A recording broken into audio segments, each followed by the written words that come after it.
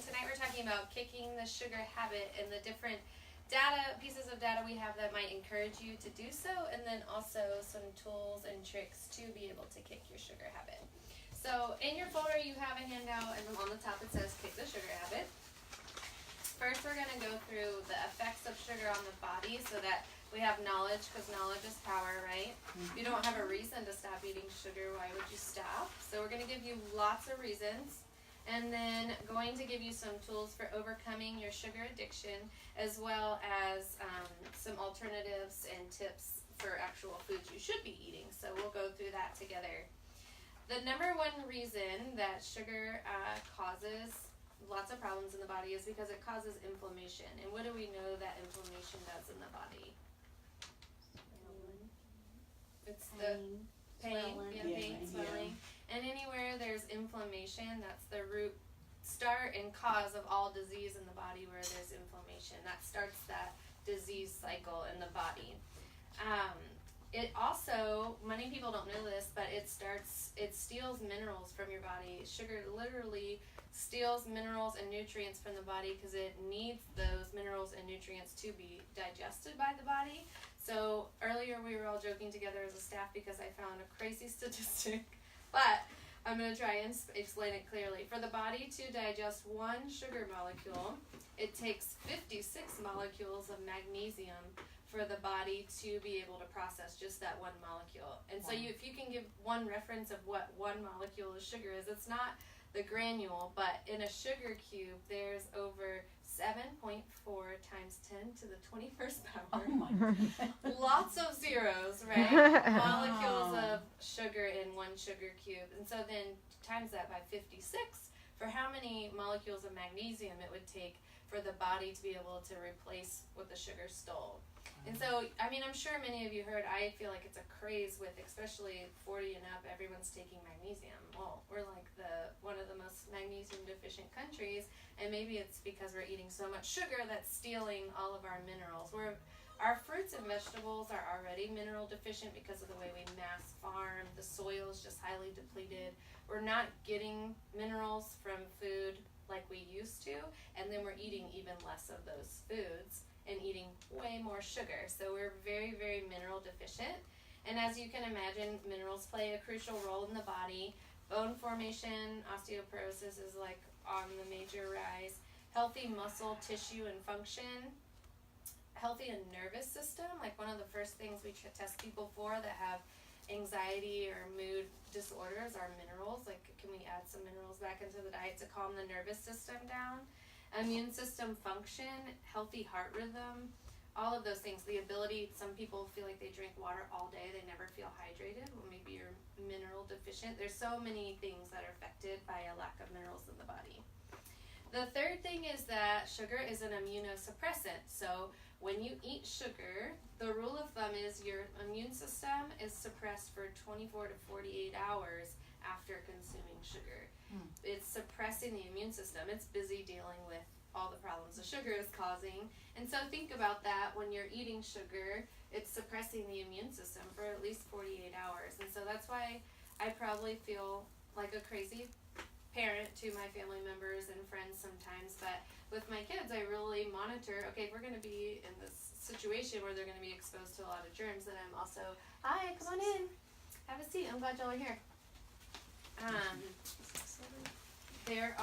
So I want to limit the amount of sugar that they're having, if they're going to be exposed to germs. So you really have to think about that. Your immune system is going to be suppressed when you eat sugar.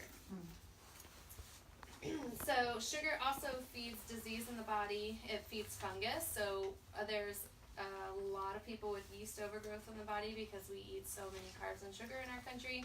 And I love giving the example, and I give it to patients all the time. When we make bread and you take a yeast packet and they have you mix it with water, what do they have you add to the yeast to make it start foaming to make the bread so that it rises? Sugar, right? So yeast lives off sugar. So when you add sugar to the body and you have yeast overgrowth, then that cycle is just you can picture the yeast foaming and rising in your body. And that's why we have the itchy skin and yeast infections and all those other things that come along with yeast overgrowth. Bacteria loves sugar. Viruses, so if you're immunosuppressed situation, you should avoid sugar as much as possible, because even the virus loves the sugar, the bacteria loves the sugar. And then your immune system's suppressed, so you're setting yourself up to not be able, your body not to be able to handle those things. And then parasites as well. Parasites love to hold on to metals, and they love sugar. And so if you have parasites in any organ in the body or in the gut, they're going to make you crave more sugar, so you're working against that. And the yeast does the same thing. Those sugar bugs in your stomach are telling you, eat more sugar. So you're working against the mental part of it, as well as physically your body's telling you to eat more sugar. So the more you starve the parasites and starve the yeast of sugar, over time, the more less you'll have your body telling you also to eat more sugar. So that's a huge part of it. You kind of have to push through that as well. But that is a fact. Your body can actually make you crave more sugar if you have an imbalance like one of those going on. Also, the big C word, it is a fact that cancer cells live off of sugar. When you go in for a cancer screening for PET scan, what do they make you drink? Glucose. They have you drink a bottle of glucose, and then they watch and see where the sugar goes in the body, and see, because that will identify the cancer cells because they're consuming the sugar. Okay, so I have a quote for you to read. I don't like reading off the paper, but I want to read this to you guys. Cancer, above all other diseases, has countless secondary causes, but even for cancer, the only prime cause can be summarized in a few words. The prime cause of cancer is the replacement of cells doing respiration using oxygen to using the process of fermenting sugar in the cell. And so instead of using oxygen, the cell is using sugar for energy, okay? And so they're now finding that cancer cells are very oxygen deficient because they're not using oxygen for replication, they're using sugar. Cancer cells require lots of glucose to survive and must be able to metabolize it quickly to generate enough energy to reproduce. So if they need a lot of sugar and they have to deal with it quickly, what's the best thing you can do to help minimize cancer cells in the body, unhealthy cells? Eliminate sugar. Yeah, starve them from their energy source, and they want sugar. And sugar comes, a lot of us are probably thinking of granular sugar, but it's also in fruits and things like that. And obviously there's fiber that comes with those, but making sure you're eating low glycemic fruits that have less fructose for your body to deal with, as opposed to eating, say, pineapple is really, really high in sugar. Okay, but focus first on. Where did you read that about cancer? The quote. It's from. Like the sugar habit. No. It'll come to me in a second. Oh, it's not on the paper. No, it's not on the paper. It's just for some research I did. It'll come to my brain in a second where I got it from. So in the book, like the sugar habit, you'll see it's in your folder. There's a list of 147 ways sugar is ruining your health, and there are things that you might not even think about. Sugar even is causing so many problems with the heart because it makes the lining of the blood vessels sticky. There's so many things. So read that list. Every cancer is fueled by sugar. The thing that's infuriating about what our country knows about cancer and how they treat it, when you go to a cancer treatment center, they roll out carts of cakes and cookies and put them in the middle of the chemo room because they want to keep calorie intake up despite knowing what feeds cancer, right? So the knowledge and the information is there. So put that in your hat. Okay, so let's move on to fat not making you fat, but sugar does. Because and probably most of you in the room, what were you taught about fat? Always low fat. Yeah. Low fat products. Mm-hmm. You know, fat was bad. Swedish fish were good, right? Because they were fat free. Yeah, that's right. Gummy bears were fat free. Mm-hmm. I mean, I seriously had that thought in high school. I remember buying Swedish fish and thinking, oh, well, these are fat free. That's crazy. It's all corn syrup, sugar, and red food coloring. But yeah, we're lied to. Because there was this one doctor who promoted that fat was what was killing us, so so then we went on this one, like, what happened when they took the fat out of all of our products? They Like replaced salt and it. sugar. They added salt and sugar. Perfect. Yeah. Yeah. So, and those are also, they found, really working well for them because they're highly addictive. By adding salt and sugar, we always come back for more. So they found that it works really well. So they kept going with that theory. Okay. So let's read about, though, what's true about fat, because we've been lied to. So primitive diets contained at least 4 times the amount of calcium and minerals. So we've already talked about that sugar steals minerals from the body. And 10 times the amount of soluble vitamins from animal fats A, D, and K as the average American diet now. So even breast milk is 50% saturated fat. I mean, the brain, every cell in the body, the cell wall is made out of cholesterol. So removing fat from the diet and replacing it with sugar has left us with the highest rate of diabetes, heart disease, and obesity that we've ever seen.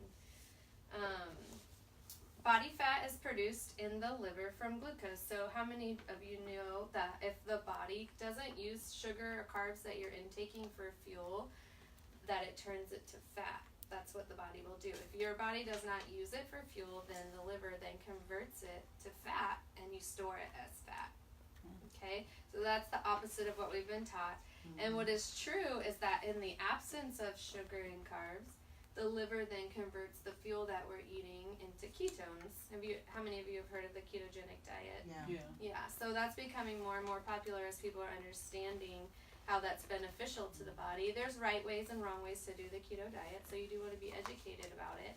But if you're not eating sugar and carbs, then the liver kicks out ketones, and then the brain can use the ketones for fuel. The body uses that as fuel, and it doesn't store it as fat. It actually starts burning fat as fuel. Okay? So you want to get your car, that's your body using fat as fuel instead of using sugar as fuel, because what it doesn't use, it stores for later as fat. Healthy saturated fats such as coconut oil, raw butter, and animal fat help you burn fat and are protective for the heart. All the opposite of what we were told, right? The average American, so if sugar makes you fat, the average American consumes between 170 to 220 pounds of sugar per year. If you divided that up by the 5-pound sugar bags, that's 44 of them per person. So if you can get that visual in your mind, 44 5-pound bags is what the average American consumes in a year. And let me show you. I was going to show you guys this. 1 second. Oh, this is what I want to tell you. In your folder, this is my favorite little flyer because it's so educational. That we used to consume, because I have a lot of people in my life who always say, well, I grew up drinking Coke and I'm fine. Okay, well, in 1800, the consumption of sugar was 18 pounds per person. And then in the 1900s, it was 90 pounds per year per person. So there's been a dramatic increase in the amount of sugar that we're consuming. It's up to 1 cup a day, like, per person. That's insane. And when Coke from 1960 is not the Coke that we're drinking today. So they're adding more sugar. What are they doing? yeah, more sugar. Caramel coloring is a carcinogen. It's corn syrup, which is a GMO, high fructose corn syrup, yeah. And then, like, because of how people's income levels and stuff too, then maybe you had a Coke once, every 2 weeks or something as a treat, not 3 times a day. Right. Jumbo size. Jumbo size, right. Okay, and so the last one we have there, the USDA created the food pyramid promoting healthy grains and low fat, which we all just talked about. Since then, diabetes, heart disease, and obesity are on the rise. The brain actually runs better on, because some people will argue, well, the brain needs glucose. The body can make glucose if you're not eating it. And then the brain actually runs 25% better on ketones than it does glucose. So people will tell you if they're on a low sugar consumption diet that they're clear-minded, they have more energy, they're more focused, because the brain has better fuel to use than the glucose. So we always like to give you good news, because that would be terrible if I was like, well, have a good night. Right? Okay, I'm just going to go close my my door and never leave. We have some tips for how to break your addiction with sugar. And so the first one is to keep a food journal. All of you all know about that if you're a patient. Writing your food down makes you very aware of what you're actually putting in your mouth. Honestly, I can have like a bad day of eating and the next day I'll eat good and I'm like, oh, I'm doing good.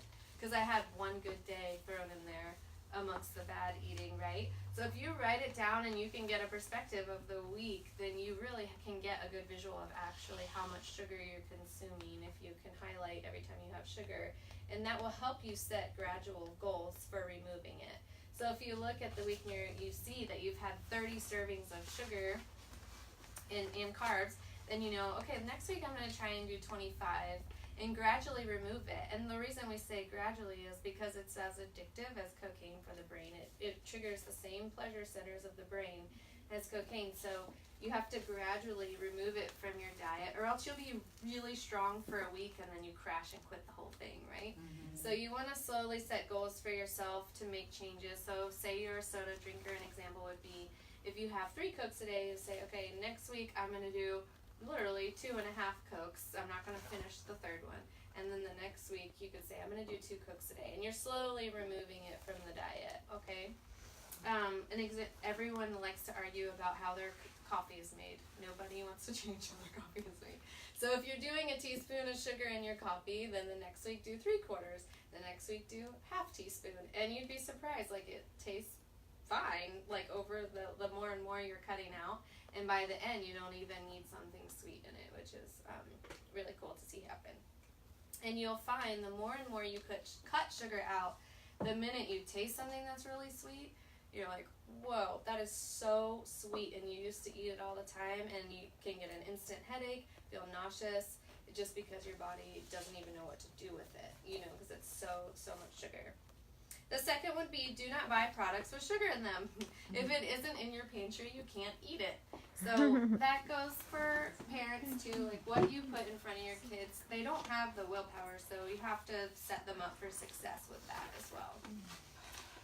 Eat more protein. So that would be if you cut out the sugar, most of you will be starving, right? So you need to make sure you're eating good proteins, beans, lentils, meats, nuts. I carry squirrel food with me everywhere is what my husband calls it. I always have a bag of some kind of nut mix, that I can eat and snack on so my blood sugar stays stable, so I'm not grabbing for things that would not be good choices. This helps keep your blood sugar balanced. The more you can keep your blood sugar balanced by eating small, healthy meals, then you're less likely to have dips that make you crave sugar and caffeines and things like that. So if you can have that goal, don't skip meals, and that's for the same reason. When your blood sugar dips, you make very desperate choices and need sugar to bring your blood sugar back up. Okay, so try to keep your blood sugar stable. Some examples of good fats to eat that help sustain you are olives, avocados. Put an avocado on anything. It'll make you feel fuller longer. And then I use a lot of coconut full fat milk in my, I put it in my protein shakes in the morning. If I'm going to use cream in anything, I use full fat coconut milk at home when I'm cooking. That adds a lot of good fats. And then think of fiber foods. So an example would be artichokes. Those one of the highest fiber foods you can eat. Raspberries, they have high fiber. So think lentils, those things. The more fiber you can get, the more full and sustained you'll feel as well. The last one is to read labels. Sugars can be hidden under different names. We'll go over those names in a second. So I have this little sign that we can hang up, but 3 out of 4 foods have added sugar in them. And don't be fooled, just because it's an organic cookie doesn't mean that it doesn't have sugar in it, or an organic cracker, or whatever it is. They're still adding sugar to organic products. It's just organic sugar, but it's still going to make you addicted to the food, coming back for more, and causing all the things we talked about in the body. Okay. So don't be fooled by the word organic.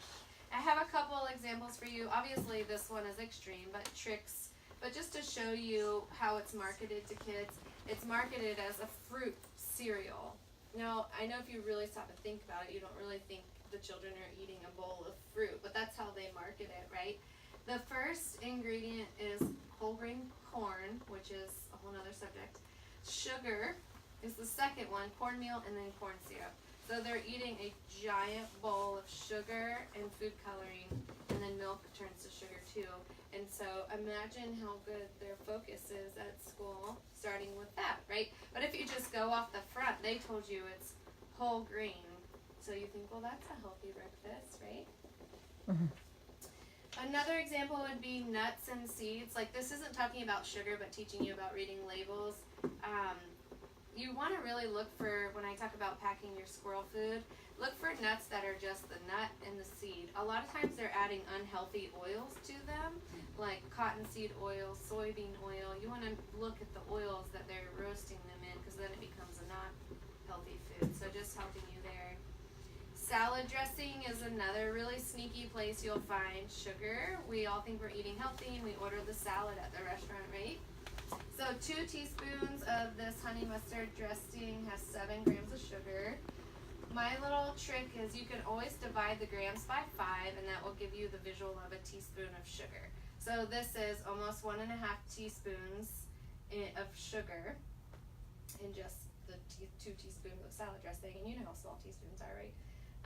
Over 2 teaspoons of sugar in 1 serving of the poppy seed dressing. 1 teaspoon of sugar in this raspberry dressing.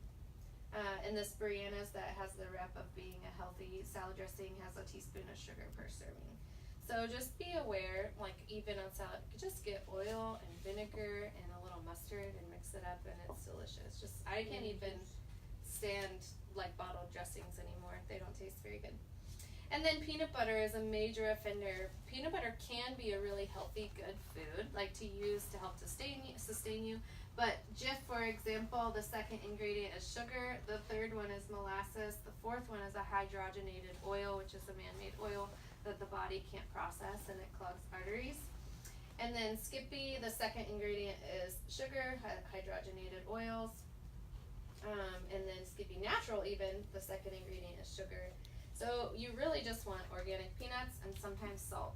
I really love the Publix organic natural peanut butter. It has a really good salt ratio to it. If you don't have to watch your salt for blood pressure. But the organic peanut butter from Publix I really do like. But it can be a healthy treat, but the point is read the label, right? Because it can still have a lot of sugar in it. My 2 last favorites to talk about, a lot of people's food logs have granola for breakfast. Granola is usually a big giant sugar bomb. 1 tablespoon of sugar per serving on Nature Valley, even on the protein one. The kind one has 2 teaspoons of sugar per serving. Oatmeal is also infamous. So even if you do plain oatmeal, it's still a carbohydrate, so the body's going to turn it to sugar. And you're going to be hungry in 30 minutes anyways. So you want to add some protein to your breakfast. These are full of sugar. So this Quaker oatmeal has 2.5 teaspoons of sugar per serving. Even this one that looks healthier, this Irish oatmeal steel cut, it just looks, because you know marketing, it's 5 teaspoons of sugar per serving. So read your labels, because you think you're making a healthy choice, but you could still be getting into what I call sugar bombs. Okay, so that's important to kicking your sugar habit, is being aware of how much you're getting. And the cool thing is, if you walk away from Jif and you eat natural peanut butter for a while, if you taste Jif, you'll wonder how in the world you ate it, because it tastes sweet and waxy and weird. Okay, so there's alternative names for sugar listed for you on the bottom, because there are 100 different names for sugar, but this gives you a good start to pay attention to. If it's made from corn, just assume it's sugar. Corn sweetener, corn syrup, corn solids. Dehydrated cane juice is the same thing as cane juice. Dextrin, dextrose. I always say look for OSE, O-S-E. It's gross. It's sugar. Okay, so dextrose, glucose, fructose, lactose, sucrose. So you have a list there to look at. Rice syrup is in a lot now. I don't know if because of the gluten-free movement, but there's a lot of rice syrup and things as a replacement, but it's a very strong carb. It turns straight to sugar in the body, okay?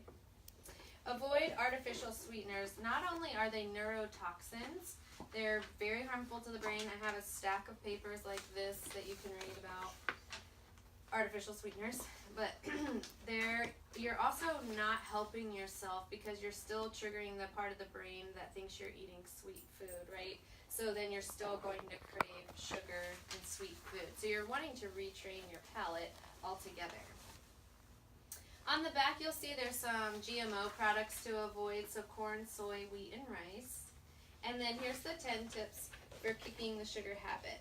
So you want to eat breakfast and not skip meals. What's the reason we're not skipping meals? Keep the blood sugar level. Yeah, you want to keep the blood sugar level, right? And then eat frequent snacks, so think of carrying your squirrel food.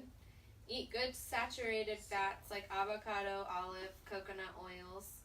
Organic, low glycemic fruits are okay. And then one thing I do recommend, if you are going to eat low glycemic fruits, to eat them with protein. So if you're going to eat a green apple, those are the lowest apples, like sugar-wise. Eat it with natural peanut butter and it helps stabilize, keep the blood sugar stable. Take a walk, so take your mind off of it. Call a friend. Use stevia in moderation to help you wean off, but like I said, it's still pleasuring the sweet part of the brain. Make your own healthy desserts. I have a patient who slowly, like, her family has their favorite blueberry muffin recipe, but she's cut the sugar back way over time. Like, so now they don't even know that she uses like a fourth of what she used to use in the muffin. So tweak your recipes. Keep snacks handy. If you're hungry, you make bad choices. There are nutritional and herbal supports to overcoming cravings. Essential oil-wise, there's a blend called Slim and Sassy, and it has cinnamon and ginger, peppermint, things that help stabilize the blood sugar and help you curb the craving for it. And then in the office, we also have herbs like gymnema and inositol, things that help curb your sugar cravings. So those are some options too. If you're on program, just let myself or Dr. Christy know. We have tools. But the best thing you can do is start cutting it slowly out of your diet. Okay. There was something I was going to add to that. Can you tell me A patient. Sorry, go ahead. The fruits, you mentioned apples was one of the lower fruits. What would be some more? Raspberry. They have high fiber. Blackberry. The berries. Strawberry, blackberry, raspberry. Yeah. And then banana you want to avoid. Yeah. For most of you, I would be less worried about the fruit unless you have cancer or diagnosis or something like that. Stay away from, don't be as stressed about the fruit. I would be more worried about getting the refined carbohydrate sugars out of your diet for now. Okay? Because fruit does have fiber and nutrients and other things that come along with it. So bananas are not good. In your case, I would prefer the bananas over the other choices. Yeah, I wouldn't be as worried about the banana. Eat the banana with some peanut butter. I would be more worried about removing like the sugary drinks and those things out of the diet. Because it's per person, and so on program we would help walk you through that, and that's part of what we do is help identify what's your main thing that's affecting your diet and the sugars that are getting in, and we help you tweak that. We want to focus on the major bad guys first and remove those. But in general, bananas, grapes, and pineapple Are really high. Yeah, the tropicals are high in sugar. Yeah. So be careful when you're making smoothies too, because that's, like if you make a mango pineapple smoothie, it's like or pineapple. We always use pineapple. Really sweet. But if you do blueberries and blackberries with protein, then that's better. The other thing, a patient gave me a tip today that she's doing, and I thought it was so brilliant, is she's brushing and flossing her teeth at 8 p.m., whether she's going to bed or not. And so then she's not going to consume anything after 8 because she found that's when she was wanting to get into sweet things. And so she's like, I'm not going to brush and floss my teeth again. So that's helping her not consume sugar after the 8 p.m. time. And I thought that was so brilliant. I mean, it's really an easy thing to do, if you just brush your teeth and then you won't eat again. Some of you are looking at me like you might just brush your teeth again. So let's talk about what we we do here in the office. So we talked about what sugar does in the body and how you, some tips for removing it out of your diet. But some of the things we talked about cause major symptoms in the body, right? So we talked about sugar and what it does. There were some major symptoms that result from consuming sugar. So I'll use the example of inflamed joints or achy joints. So you have this symptom of achy joints up here. And so we know that there's a nutritional deficiency happening in the body that's causing organ dysfunction in the body. And so what we do in our office is we try to figure out not why your neighbor is having achy joints, but why are you having achy joints?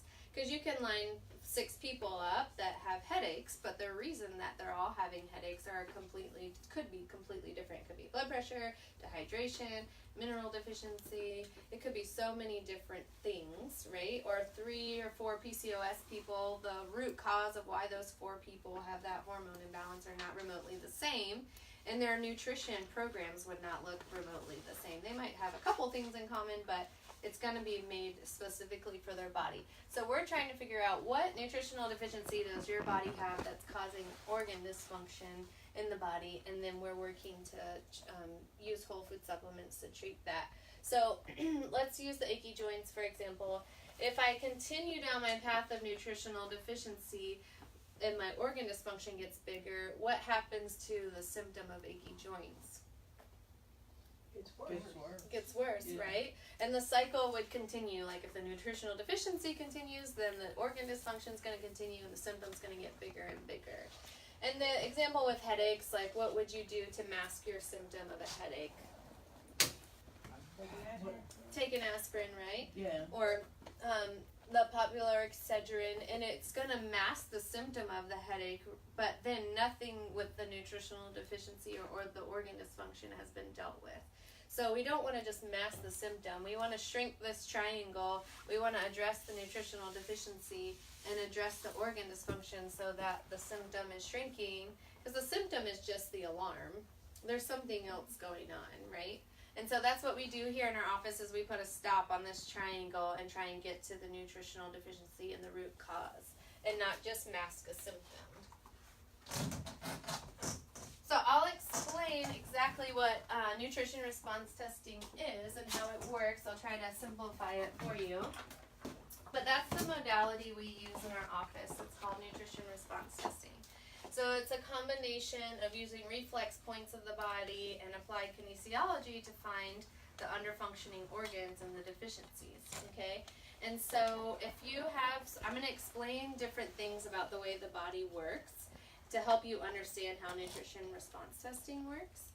And the first example I have for you is one, the only difference between you being dead and alive is your heart beating every second, right? And an electrical signal, you know this very well, she works in a transplant center, is the electrical impulse being sent to the heart every second, right? We are very electrical. A lot of people don't know that, but we are. And that's why we get static electricity and all of that stuff. Okay, so we have electricity in our bodies, so that's one thing. And then say you were to get an EKG done, they put the pads on the surface of the skin, and they're reading the patterns, the electrical patterns of the heart, but it's not actually physically touching the heart, right? But it can still read the wavelengths and stuff that way just by being on the surface of the skin. So that's the second factor to help you understand a little bit. And then another part would be an hypothermia. Say if you fell into an ice cold lake, what does your body intelligently do? Where does it send all the heat and energy? To the core. To the core. It knows intelligently, the way the body was designed, to send all the energy to the core, here, and try and protect all of these organs. Okay, so when we're muscle testing, we're utilizing that the body is electrical, that we can touch the surface of the skin and interact with different organs in the body, and then also that the body is intelligent enough to send all the energy to the organs instead of giving any strength to the arms. So I'll demonstrate this for you. Do you want to be my model? Mm-hmm. Or do you need to manage that? No, it's going to stay still now. Okay. My model, Angel? Do you? Okay. So so Nikki here, all on her own, her body has its own natural strength and energy. She is not under any physical stress, right? Right. Except for working with me. All right, so turn around this way. Okay, so if she doesn't have any stress on her body and I press on her arm, she can naturally match the strength that I'm using to press down on her arm. But if she had an underfunctioning lung and I press on the surface of the skin over the area that is connected to the lung, then, and if it is stress, her arm will go weak because it's intelligent enough to not send the energy here, but it's going to protect the stressed lung, okay? And so if I give her body what it needs, and the way this works is all things in life have energy coming out of them. So we use whole food nutrients, and so everything has 2 feet of energy coming out of it, and the body can respond to it. It's kind of like the sun is super strong, which is a really extreme example, but you can't see the wavelengths coming out of the sun, but you can feel it on the surface of your skin, right? Mm-hmm. So there's wavelengths coming out of the sun. There's radiation coming out of your cell phones right now, but we can't see them. So there are wavelengths that go with each thing in life that, you know, our bodies are interacting with. And so if this is just the right nutrient for Nikki's body, then it's going to give strength to her arm because her body can respond to it through the vial. So then if I press on her lung and that's just the right thing for her body, her arm will have full strength because it has what it needs to be strong. So this is part of the process of how, thank you Nikki, we figure out what nutritional deficiencies, organs are in dysfunction in your body, and then what nutrients your body is going to respond to fix the issue. And I can give one person Pharaoh food and it helps that person, and the next person it doesn't do a thing for, and it actually makes them sicker. Like it makes their arm go weaker, okay? And so we truly are designing it for your body, and that's what leads me to the next part. We are designing a nutritional program for your body, not for your neighbor's symptoms. And also in our world, we have access to so much information about this is good for you, and this is good for you, and this is, you know, you can take moringa and eat chia seeds and all this stuff. All of those things get really overwhelming and confusing. And all of those things are good, but they might not be good for your body. You might not need 3 tablespoons of chia seeds a day, right? That might be good for your neighbor, but it might not be just the right thing for you. And so that's what we do here is we identify, do you have food sensitivities that are interfering with your body healing? Do you have chemicals and metals in the body that are interfering? Do you have immune challenges that are interfering? Because we can put you on just the right wonderful list of antioxidants and all these things you guys have read about, but if you have toxins and food sensitivities and immune challenges that are interfering with your body healing, then it's not really going to help, right? And the body can't actually heal in the way that it wants to. And so we believe here that if we give your body the building blocks it needs to heal, then it can actually heal, okay? So we're making a tailor-made suit of the nutrients that your body needs to be functioning at optimum.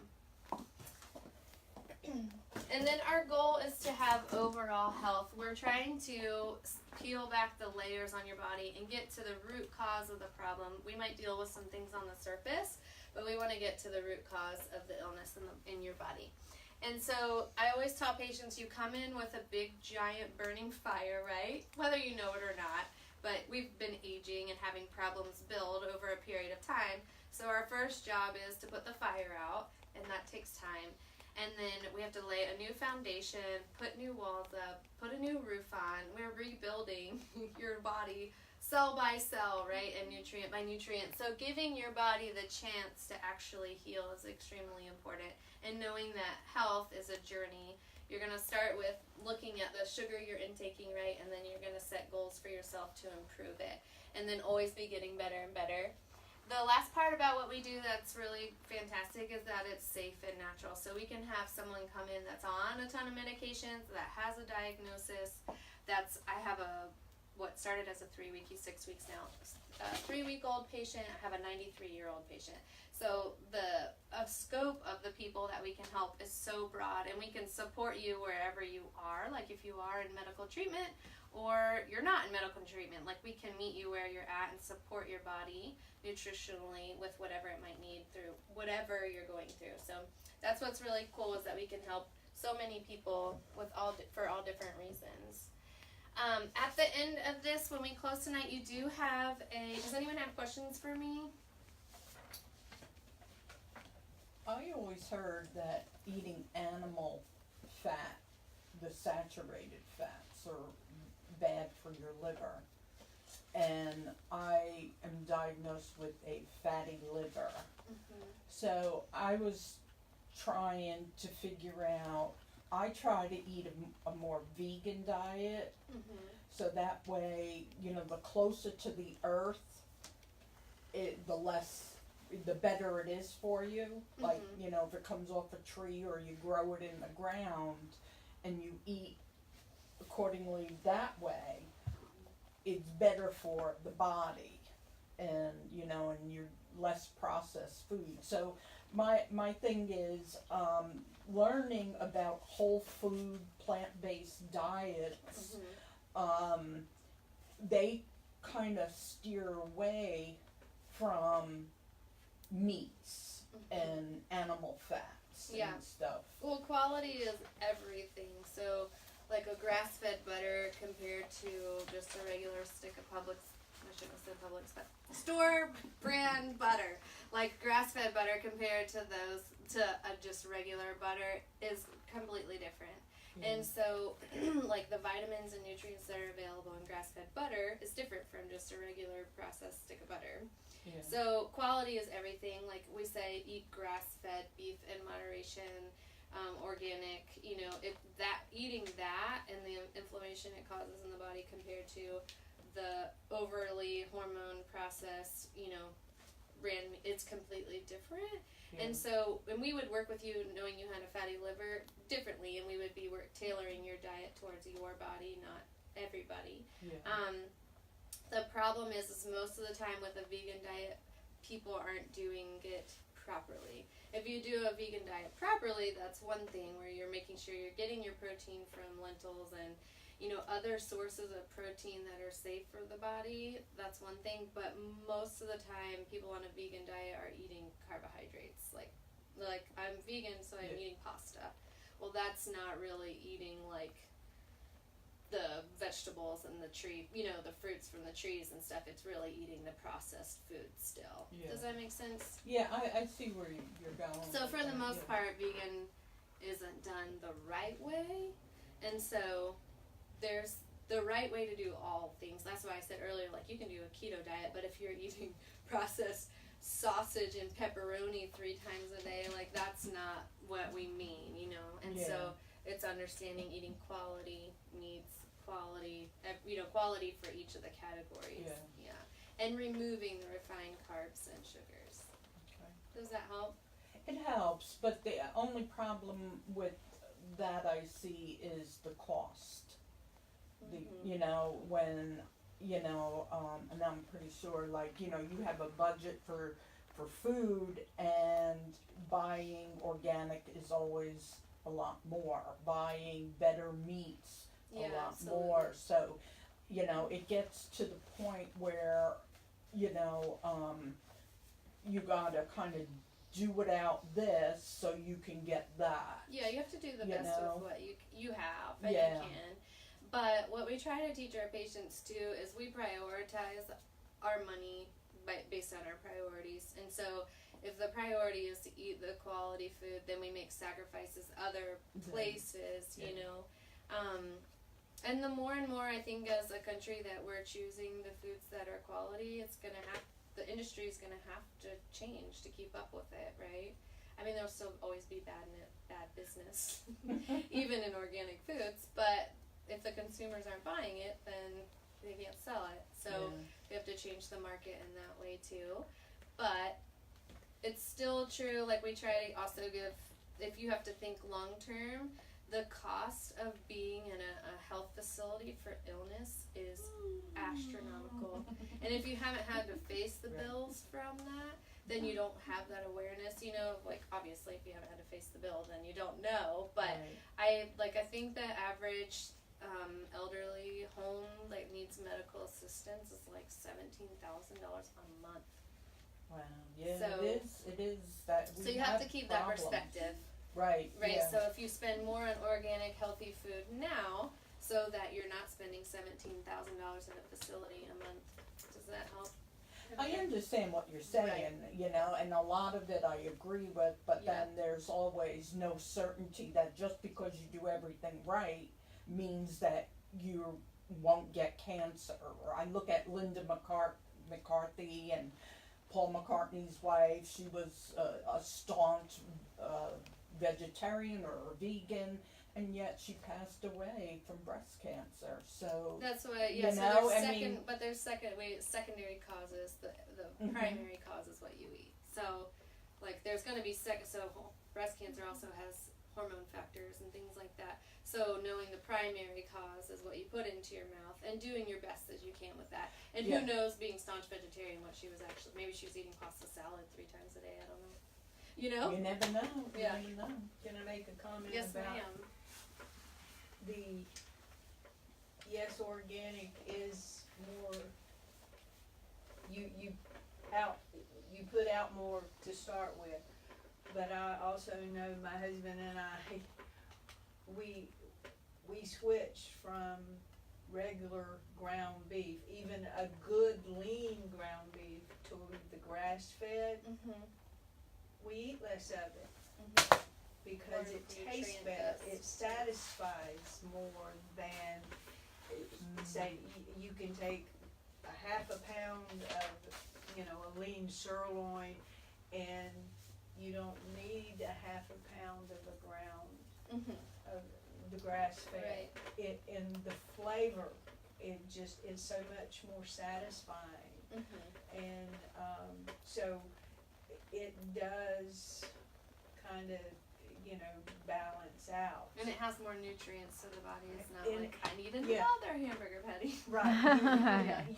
You're satisfied, with a third pound of a patty, Correct. then it's taking you, a half a pound patty Right. in the other, so. Yeah.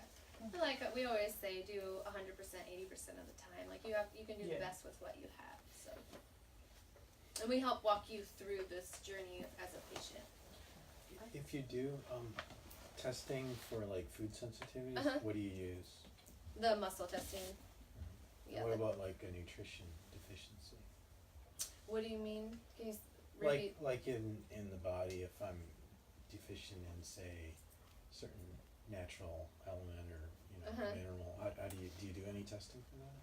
We do have access to saliva tests and things like that, but we utilize the muscle testing we have like mineral reflex points and things that we can use, and we use the supplements to test the body to see, does your body need this or not need that. Okay. Does that answer your question? Yes. And too, if you bring in something you Yeah. think's causing you a problem, it's like, I had an issue with eggs, and I brought in an egg, and, the difference between a Eggland's Best egg versus an organic Exactly. egg, it was the difference for me. Yeah. The Eggland's Best caused me problems, where an organic egg I could do without Because it matters what the chicken is eating, right? Yeah. Yeah. So we see that a lot of times eggs and poultry is what is actually a sourcing problem. What the chicken ate before you ate it. So yeah, those are all great questions.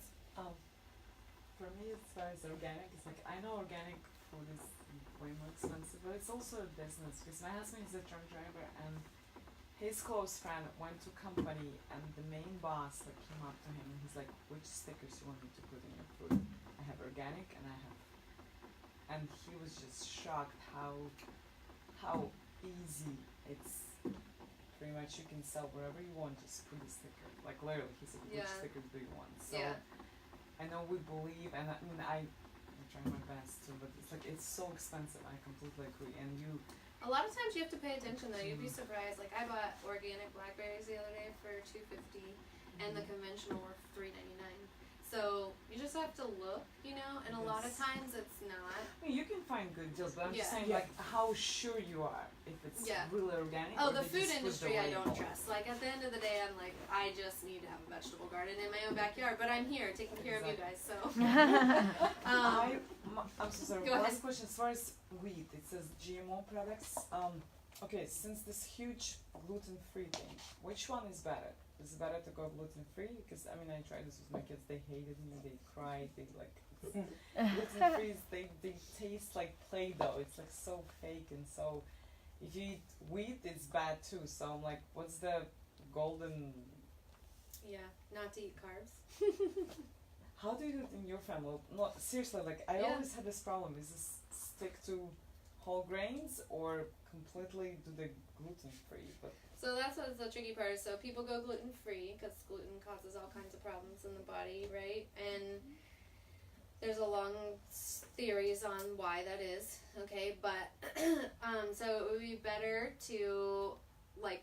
So we try to avoid it, but what I see in patients when I say gluten, I'm like, okay, don't freak out. That doesn't mean go buy rice crackers and rice pasta and etc. Then you're just replacing your carbs with different carbs.